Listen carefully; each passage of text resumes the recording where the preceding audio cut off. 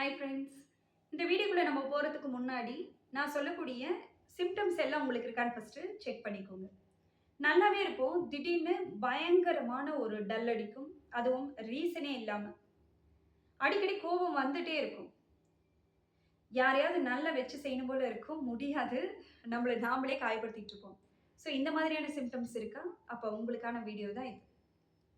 இந்த மாதிரியான அறிகுறிகள் நம்ம உடல்ல தொடர்ந்து நடந்துட்டு இருக்கிறதுனால என்ன ஏற்படும் அப்படின்னா, நம்ம பாடியில நர்வ் சிஸ்டம் கொலாப்ஸ் ஆயிட்டு நரம்பு தளர்ச்சி வரதுக்கான பாசிபிலிட்டிஸ் அதிகமா இருக்கு. இதுல இருந்து நம்ம முழுமையா கியூர் ஆகணும் அப்படின்னா அதுக்கு ஒரு ஈஸியான டிப்ஸ் இருக்கு. அதுவும் நம்மளுடைய முன்னோர்கள் சொன்ன டிப் தான் அது.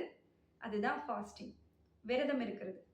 மற்ற நாட்கள்ல நம்ம விரதம் இருக்கிறத விட மந்த்லி ட்வைஸ் வரக்கூடிய இந்த ஏகாதசி அன்னைக்கு நம்ம விரதம் இருக்கிறது தான் இப்போ நான் சொன்ன அத்தனை விஷயத்துக்குமே சொல்யூஷன் கொடுக்கும். என்னடா ஏகாதசி அன்னைக்கு நமக்கு ஜீரணம் பண்ணக்கூடிய சக்தி ரொம்ப கம்மியாக தான் இருக்கும். ஏன்னா மூணுடைய பவர் நம்ம பூமி கூட ஒரு விதமான லிங்க் ஏற்படுத்திட்டு இருக்கும். அன்னைக்கு நம்மளுடைய லிவருக்கு ஒரு விதமான ரெஸ்ட் தான் தேவைப்படும். அன்னைக்கு நம்ம சாப்பிடாம இருக்கிறது தான் மிக சிறந்த ஒரு விஷயம்.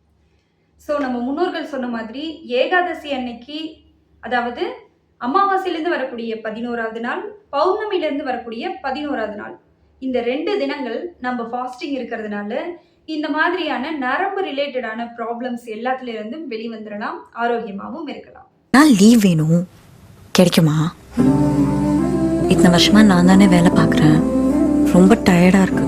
உங்களுக்காச்சும் சண்டேலாம் லீவ் கிடைக்குது, எனக்கு அது கூட இல்லை.